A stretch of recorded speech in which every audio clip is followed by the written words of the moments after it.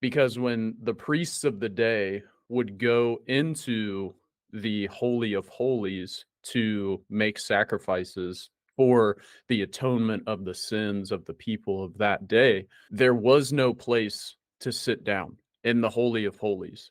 And in fact, they weren't in there for long enough to actually sit down. So when we think about an earthly priest going in and making these sacrifices for the sins of the people, he has nowhere to sit down because his work is never finished. But yet, Christ, being the ultimate high priest and the perfect sinless sacrifice, moves in to the perfect holy of holies and sits down. It tells us that Christ's work is done. And then if we take that same aspect and that same thought and apply it to the statement that we believers are seated with him in the heavenly realms, it tells us that through faith alone in Christ, we do not have to strive to work our way into heaven, to fulfill the law, to constantly go to a priest